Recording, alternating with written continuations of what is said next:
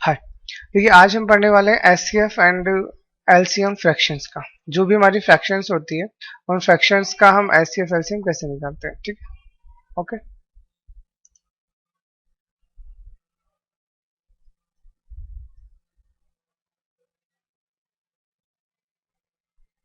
ठीक है, अभी तक जो हमने डील किया है वो अपने ये देखा है कि जो भी हमारे पॉजिटिव इंटीजर्स होते हैं सिर्फ उसी के लिए हम एचसीएफ और एलसीएम निकाल सकते हैं। लेकिन जो हमारी फ्रैक्शंस होती है, या फिर आप ऐसे कह सकते हो कि जो भी हमारे रेशनल नंबर्स होते हैं, शॉर्ट में आप इसे ऐसे कहिए कि जो भी हमारे रेशनल नंबर होते हैं उनके लिए हम एचसीएफ और एलसीएम कैसे डिफाइन करें। ठीक है, तो पहले तो इसका जनरल सा शॉर्टकट या फॉर्मूला आप कह लीजिए, आप याद रख लीजिए। सबसे पहले अगर आपको एलसीएम निकालना है किसी भी फ्रैक्शन का, ठीक है, तो उसका तरीका क्या होता है, जो भी आपको फ्रैक्शंस गिवन है उसका जो न्यूमरेटर आपका दिया हुआ है उसका तो आप एलसीएम निकाल लेना, और जो डिनोमिनेटर आपको दिया हुआ है उसका आप एचसीएफ निकाल लेना। ठीक है, और ऐसे ही अगर आपको एचसीएफ निकालना है किसी भी फ्रैक्शन का, तो जो न्यूमरेटर है अगेन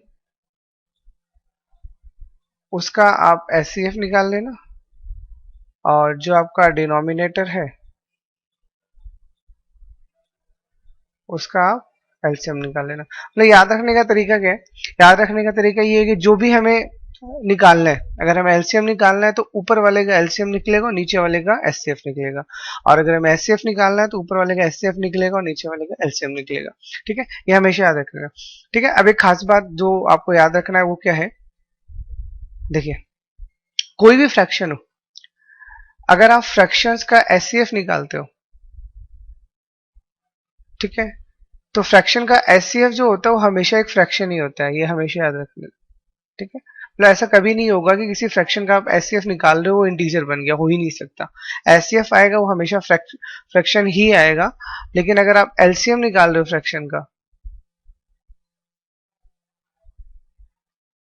ठीक है, वो मे बी आपका फ्रैक्शन हो सकता है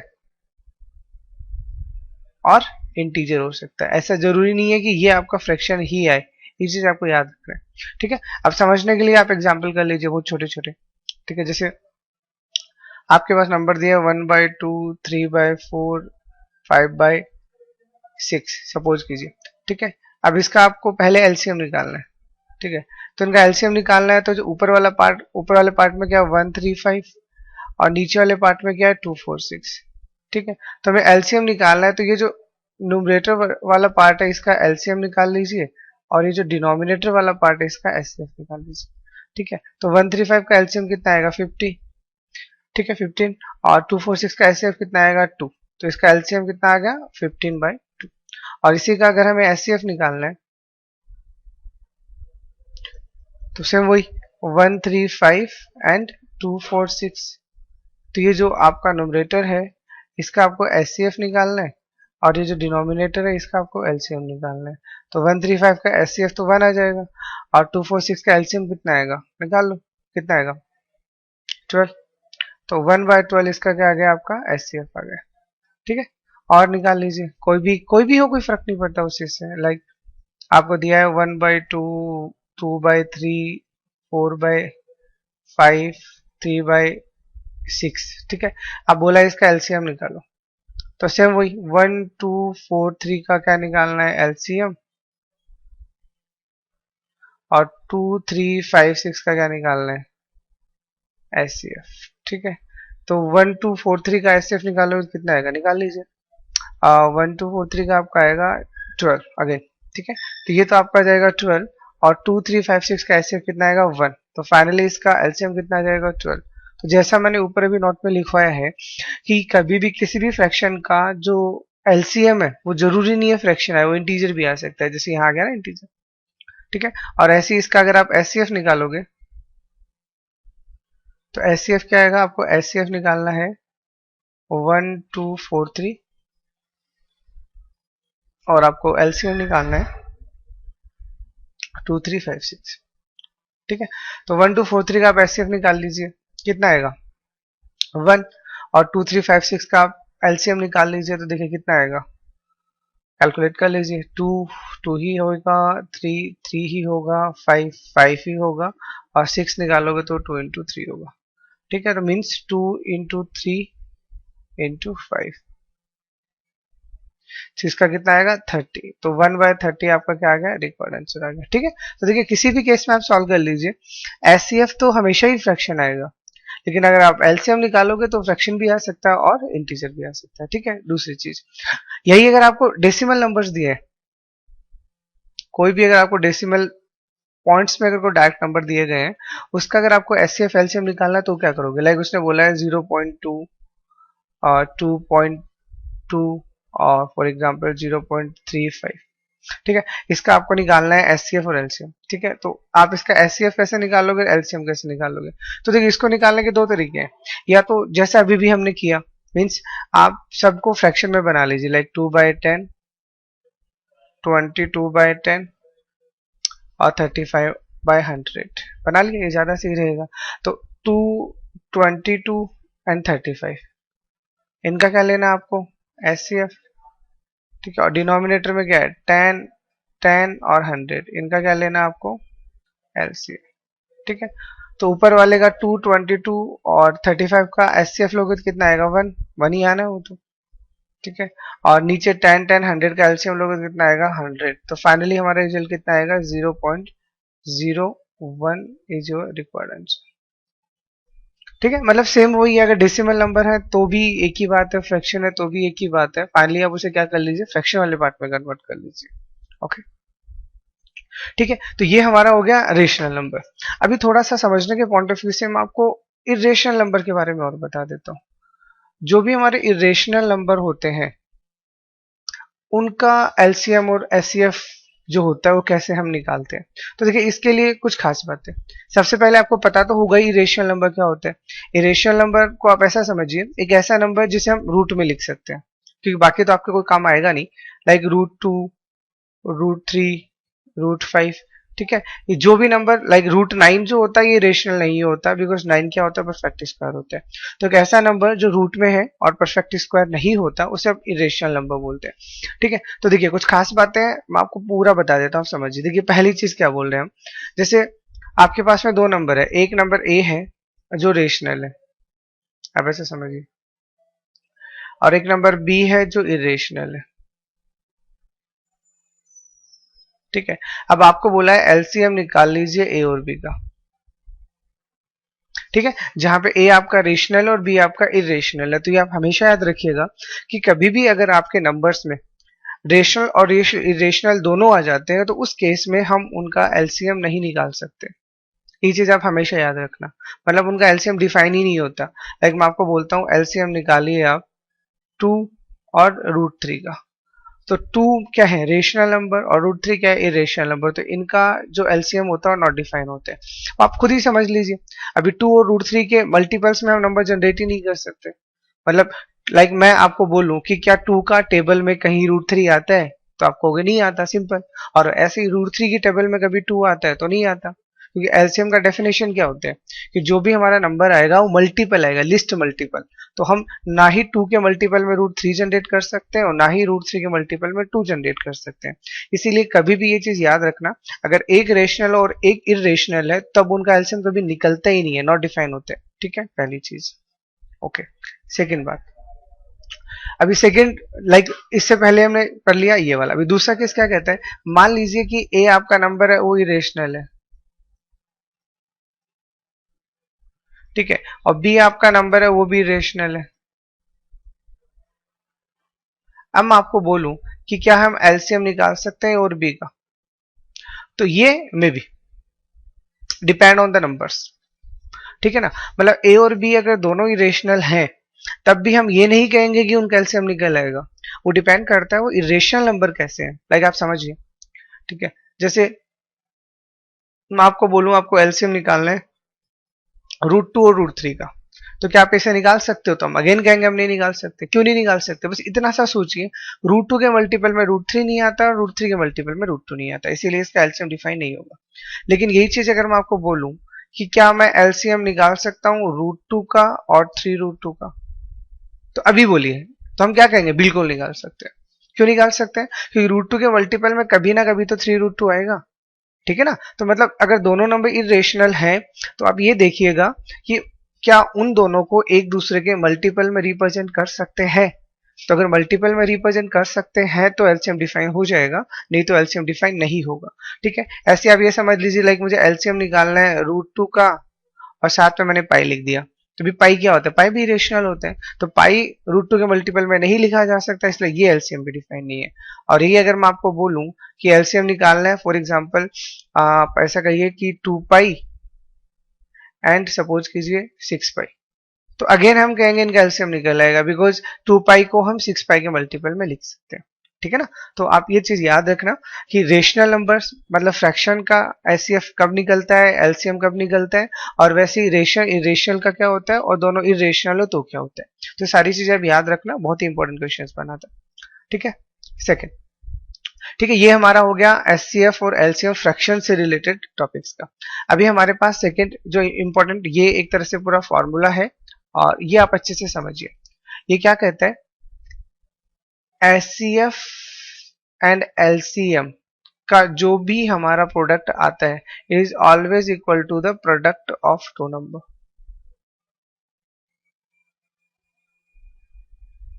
ठीक है। मतलब कोई भी अगर आपके पास दो नंबर दिए हुए हैं तो उन दोनों नंबर का जो प्रोडक्ट आता है वो हमेशा क्या आता है, उनके एचसीएफ और एलसीएम के प्रोडक्ट के बराबर आते हैं। और ये चीज हमेशा याद रखना, मैं लिख भी देता हूं ताकि आपको गलती ना हो। This formula is valid only for to numbers, ठीक है। अगर आपके पास दो नंबर है तो ही ये फॉर्मूला वैलिड है, पहली बात। दूसरी बात ये याद रखना, याद क्या रखना कि अगर आपके पास दो से ज्यादा नंबर या फिर सपोज कीजिए दो ही नंबर है या दो से ज्यादा हो, एक ही बात है, उसमें ये रूल कब एप्लीकेबल होता है? तो ये तब एप्लीकेबल होता है इफ गिवन नंबर्स में भी टू और मोर, ठीक है। इफ गिवन नंबर्स आर को प्राइम, ठीक है, मतलब जो भी नंबर्स आपको दिए हुए हैं अगर वो को प्राइम है then it is valid for more than two number, for more than two numbers, ठीक है। ये ध्यान रखना, मतलब टेक्निकली तो ये फॉर्मूला दो ही नंबर के लिए डिफाइन होता है, लेकिन अगर आपके नंबर्स हैं दो या दो से ज्यादा, अगर वो को प्राइम है, को प्राइम का मतलब समझते हो ना, पहले ही मैं आपको बता चुका हूँ को प्राइम का मीनिंग क्या होता है, ऐसे दो नंबर जिनका एचसीएफ क्या आता है, 1 आता है, ठीक है। तो जिनका एचसीएफ 1 आता है दीज आर कॉल्ड को प्राइम। तो ये दो नंबर भी हो सकते हैं, तीन नंबर भी हो सकते हैं और चार नंबर भी हो सकते हैं, इस चीज का याद रखना, ठीक है। अब चाहो तो इस फॉर्मूले को खुद ही चेक कर सकते हो। जैसे फॉर एग्जाम्पल आपको बोला है कि एक नंबर आपको दिया है 12 और सपोज कीजिए एक नंबर आपको दिया है, सपोज कीजिए 36, ज्यादा बड़ा नहीं लेते, छोटा सा लेते हैं, ठीक है। अब देखिए, अभी आप इनका एचसीएफ निकालिए, तो 12 और 36 का एचसीएफ कितना आएगा, 12, बिकॉज 12 दोनों में आ रहा है। और अगर मैं आपको बोलूं एलसीएम कितना आएगा, तो एलसीएम 12 और 36 का कितना आएगा, ऑब्वियस 36, ठीक है। तो अब हमारा फॉर्मूला क्या था, ये हमारा एचसीएफ हो गया और ये हमारा एलसीएम हो गया, ठीक है। तो इनका प्रोडक्ट किसके बराबर आएगा, नंबर के बराबर आएगा। और नंबर हमने क्या मान रखे हैं, नंबर खुद हमने 12 और 36 मान रखे हैं, ठीक है ना, समझ में आ रहा है ना। मतलब ये जो फॉर्मूला होता है ये हमारा दो नंबर्स के केस में कब काम करता है और दो नंबर से ज्यादा के केस में कब काम करता है, ये आपको पता होना चाहिए, ठीक है। अब इस पे चलो कुछ इलस्ट्रेशंस कर लेते हैं आपको समझाने के पॉइंट ऑफ व्यू से, ठीक है। तो पहला एग्जांपल लिख लीजिए, फॉर एग्जांपल आपको ऐसा बोला कि कोई दो नंबर है, उन दो नंबर का एचसीएफ आपको दिया है 12 और उनका एलसीएम आपको दिया है 1440, ठीक है। और बोला है if one number is, for example आपको बोला 120, देन फाइंड अदर नंबर, ठीक है। मतलब आप हमेशा याद रखिएगा कि कभी भी किसी क्वेश्चन में अगर एचसीएफ और एलसीएम दोनों दिए हुए हैं तो आपका फॉर्मूला काफी बेनिफिशियल होता है, ठीक है। तो हमारा फॉर्मूला क्या होता है, product of HCF into LCM equal to product of given number. तो हमें एक नंबर दिया हुआ है, मान लीजिए ए दिया हुआ है, तो हमें क्या निकालना है, हमें बी निकालना है, ठीक है। तो बी निकालने का फॉर्मूला क्या हो जाएगा, HCF into LCM divide by A. तो बी इक्वल टू आ जाएगा हमारा 12 into 1440 divide by 120 and required answer is 144. This is your required answer. ठीक है, और कर लीजिए। दूसरा एग्जांपल लिखिए। आपको दिया गया है HCF and LCM of two numbers are 44 and 264। ठीक है, कोई भी दो नंबर है, उनका एचसीएफ और एलसीएम आपको दिया हुआ है और बोल रहा है if first number is divided by 2 then quotient is 44 then find other number। ठीक है, मतलब आपको ऐसा बोला गया है कि कोई भी दो नंबर है, उन दो नंबर का एचसीएफ आपको गिवन है। मतलब आपको गिवन क्या है, आपको बोला है उन दो नंबरों का एचसीएफ जो है वो 44 है और एलसीएम है वो 264 है। ठीक है, अब दो नंबर से, तो एक नंबर के बारे में आपको क्या बोला है कि जब आप उसे 2 से डिवाइड करते हो ना तो क्वोशंट आपका 44 आता है। इसका मतलब वो नंबर क्या होगा, 88 होगा। तो ये तो हमने इस थ्योरी से निकाल लिया। तो हमारा दूसरा नंबर क्या होगा, HCF into LCM divide by number. तो ये इससे 2 टाइम और ये इसको इससे काटोगे तो कितना आ जाएगा 132। तो 132 इज योर रिक्वायर्ड आंसर। ठीक है, नेक्स्ट देखिए, नेक्स्ट एग्जाम्पल क्या बोल रहे हैं। नेक्स्ट एग्जाम्पल अगेन ये बोल रहा है कि कोई भी दो नंबर है, उनका आपको एलसीएम दिया हुआ है सपोज कीजिए 84 और एचसीएफ दिया हुआ है आपको 21। ठीक है, और आपको बोला है numbers are in 1:4 then find bigger greatest number या ग्रेटर नंबर, जो भी आप बोलते हो। ठीक है, अगेन यही से मतलब मेरा कहने का मीनिंग तो यही है कि ये फॉर्मूला जो होता है, ये फॉर्मूला जब भी किसी भी क्वेश्चन में एचसीएफ और एलसीएम दोनों की बातें की हुई हो तो आप इस फॉर्मूले को अप्लाई कर दीजिए। तो अगेन देखिए क्या बोला है, उसने बोला है कि वो जो नंबर्स हैं वो हमारे 1:4 में, तो हम नंबर मान लेते हैं अकॉर्डिंग टू रेशियो। एक हमारा x होगा और एक हमारा 4x होगा। ठीक है, और फॉर्मूला क्या बनेगा, product of LCM and HCF equal to product of number. ठीक है, तो यहां से ये क्या बचेगा, 21 into 21 equal to x square. तो फाइनली आपका x कितना आ गया 21। ठीक है, अब इसने पूछा बड़े वाला नंबर क्या होगा, तो छोटे वाला नंबर x है तो बड़े वाला नंबर 4x है। तो 4x इसका मतलब 4 into 21 which is 84। This is your required answer. ठीक है, नेक्स्ट देखिए एक एग्जांपल, ये ऐसे क्वेश्चन अभी कैट में भी पूछा गया था। क्या है वो क्वेश्चन, लिख लीजिए। क्वेश्चन था product of two numbers is 144 if HCF of these numbers are 18 then find LCM। ठीक है, तो देखिए इस क्वेश्चन में ज्यादातर बच्चे गलती कर ही देते हैं। गलती क्या है, पहले मैं पूरा क्वेश्चन कर देता हूं, आप समझिएगा। ठीक है, product of HCF into LCM. तो HCF हमें दिया हुआ है 18, एलसीएम हमें नहीं दिया हुआ और दोनों नंबर का प्रोडक्ट दिया हुआ 144। तो यहाँ से एलसीएम इक्वल टू कितना आ जाएगा 144 डिवाइड बाय 18 विच इज कितने बार जाएगा, काट लीजिए 4। इसको आप 50 72 और इसको काटोगे तो 9 और तो ये कितना आ जाएगा 8। ठीक है, इसका मतलब ये आपका एलसीएम यहाँ से कितना आ रहा है 8। तो ऑप्शन में 8 था भी, जब कैट में क्वेश्चन आया था ऐसा ही सिमिलर, तो ऑप्शन में 8 था भी। तो अब लेकिन आप प्रैक्टिकली सोचिए, मैंने इनिशियल क्लासेस में आपको एक दो खास बातें बोली थी और वो क्या बोली थी, वो ये बोला था कि एचसीएफ हमेशा एलसीएम को डिवाइड करता है, पहली बात।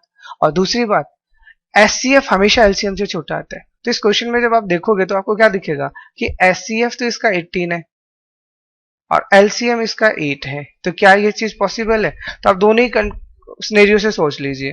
पहला सिनेरियो ये कि एचसीएफ एलसीएम से बड़ा आ रहा है, जो कभी हो ही नहीं सकता। और दूसरा बात, एचसीएफ हमेशा एलसीएम को डिवाइड कर रहा है, ये कर ही नहीं रहा। तो इसका मतलब नो आंसर। नो आंसर का मीनिंग क्या हुआ, या नो आंसर का मीनिंग ये हुआ कि ऐसे दो नंबर अवेलेबल ही नहीं है जिनका जब हम प्रोडक्ट करें तो 144 आए और उनका एचसीएफ 18 आए।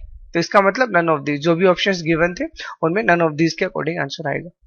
ठीक है ना। तो ये दोनों चीजें आपको अच्छे से याद रखना है और तरीके से इनको अप्लाई कर देना है। जहां पे भी आपको लगे इन तरह के क्वेश्चंस बन रहे हैं तो आप इन कंसेप्ट को लगा दीजिए और आंसर ले लीजिए। Okay, thank you.